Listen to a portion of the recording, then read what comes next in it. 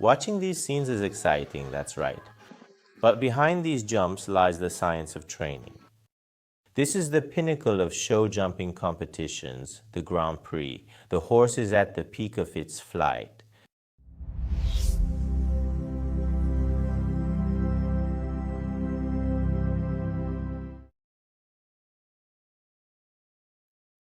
Every jump and every movement is the result of meticulous planning and proper training.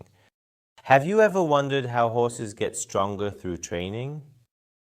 It's not all just about the training load. Studies have shown that time, rest, and balance are the key to the whole process. Now let's take a look at the basic diagram of training and recovery. This diagram clearly shows what happens to a horse's muscles and various body systems during athletic training. In this diagram, when a horse undergoes especially intense training, its overall performance initially declines. This initial stage is called fatigue, right here. But after the training session ends, the horse's body enters the recovery phase. During this phase, the body begins to rebuild itself and comes back stronger than before. Let me give a brief explanation about this.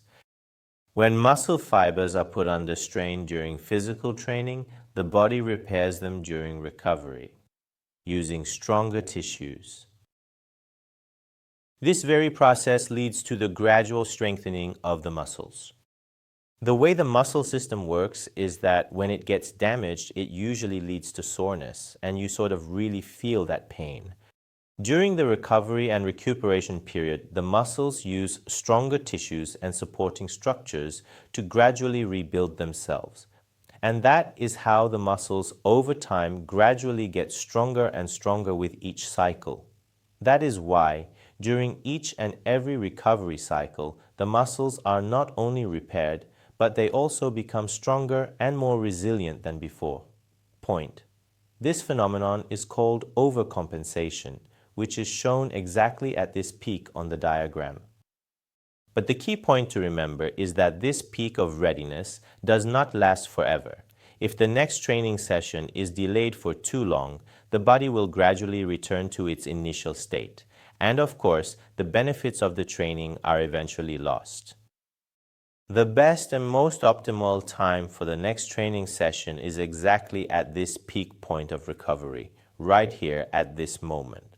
Now, let's carefully examine 3 different training strategies together, which is the key to your weekly planning. It's about how to add the exercises you have in mind to your program, your weekly schedule. The height of the squares means the amount of training pressure, meaning how hard your training is. The distance between the squares on the graph represents the rest time between 2 consecutive exercises. Graph A shows light training with a long rest period. Point. Graph B demonstrates progressive training with a more balanced rest interval. Graph C illustrates hard training with very little rest in between each exercise. Okay, now we'll go over them one by one so you can understand them more easily. Let me refer to the graphs as strategies for the sake of clarity. In strategy A, the trainer consistently uses low-intensity exercises and allows for long intervals between each of the training sessions. Point. What's the result of this particular approach? The horse's overall performance remains essentially unchanged, showing no significant improvement. No progress, no decline, just a flat line. As you can see, the horse's ability and strength do not change at all. Absolutely no difference. The trainer begins the exercise exactly at the moment when the peak level of fitness has disappeared. This is caused by excessive recovery time. It can also happen with exercises that have both low and equal intensity. Later, we will also discuss the effect of training variety. Strategy B, they call it gradual and optimal progress. Strategy B is our ideal model. Each individual training session is just slightly harder than the previous one. At the same time, enough rest is always given for the body to fully recover and repair itself. The result is that the horse's overall performance continuously and steadily increases over time, meaning its abilities and skills gradually improve and develop. It's very important to be patient and to have the necessary decision-making power and judgment regarding your horse's exercises in order to give enough time to its muscles and mind so that it has the necessary readiness and preparation for the next exercise. Point. If you follow our channel and stay with us, I promise you will gain the valuable power of discernment and understanding. This isn't a simple topic or a single sentence that I can easily give you. I have to teach you several important topics so you can clearly define and discern the concept of enough for each of your horses. Please stay tuned for our next videos.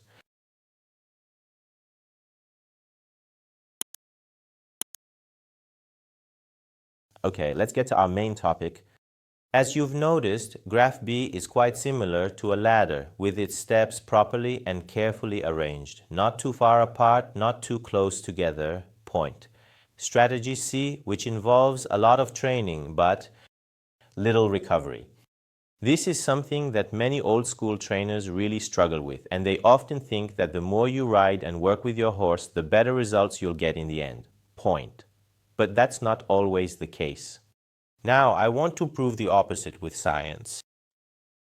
Strategy C is where the problems really begin to emerge. Hard back-to-back training sessions occur without any truly sufficient rest. In this state, the body remains tired and then the next training session begins. If your horse enters its own threshold of injury and pain during a training session, that's one thing. Any of its locomotor organs like tendons, joints, muscles, and hooves might get injured and the horse could start limping the next day. But if you just keep the training intensity high, what does that mean? It means the height of these rectangles remains at a high level throughout the week and month without any change. What's the result? Well, it's obvious. Fatigue builds upon fatigue, the horse's performance decreases, and sometimes the horse experiences overtraining in this model. You can see that the horse's abilities gradually decrease over time. The horse's overall performance starts to slowly and steadily decline. Point. But I've named it the silent death because it happens quietly and without warning. You might want to defend it saying, I believe in this method and I've gotten results. Yes, I want to congratulate you. You have a stable of professional horses with good breeds that were unable to reach their full potential at the professional and international level. You are destroying their talents, their unique abilities, and their chances to truly shine. Yes, you might have gotten results in the short term, but in the long run, this kind of training style actually suppresses and limits the true natural potential of the horses. Point. Maybe you're active in the business of buying and selling horses and as a result, haven't really noticed or considered the long-term future and well-being of a truly talented horse. If I were to briefly explain the three strategies, strategy A is no change, a flat line. Strategy B is progressive improvement. Strategy C is severe fatigue and decreased performance. Ultimately, the trainers who can establish a balance between hard training and sufficient rest are the ones who will stand proudly on the podium in the competition arena. Smart training means hard training combined with sufficient rest. So if you want to shine in the competition arena, plan your training sessions intelligently. Smart training doesn't just mean training harder or simply doing a specific exercise. Instead, it means truly understanding when to push yourself and when to take the time to rest and recover. Point. Let's not forget, smart training is what brings about real, meaningful progress. The golden rule, which is the key to many of your questions.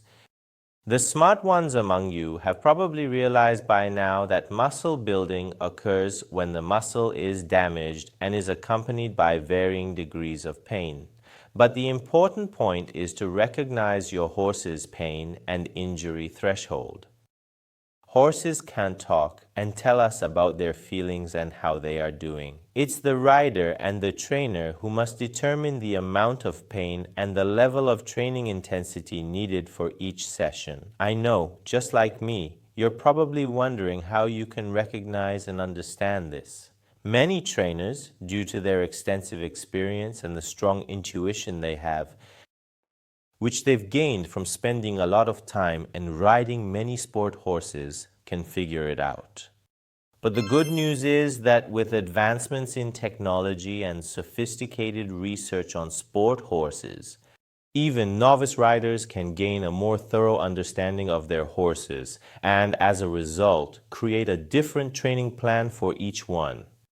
They can determine when, how much recovery, and also what level of training intensity is needed for each horse. In the upcoming videos, stay tuned for more details on creating training plans for your sport horses. If you found this video helpful and want to become a member of our small family, be sure to subscribe to our channel so you don't miss the next videos. This channel is for trainers and riders who genuinely want to benefit from the valuable experiences of other, more professional trainers. Here, we share the unique experiences and insights of different trainers, words that need to be heard more. Wishing you the very best of success on your journey.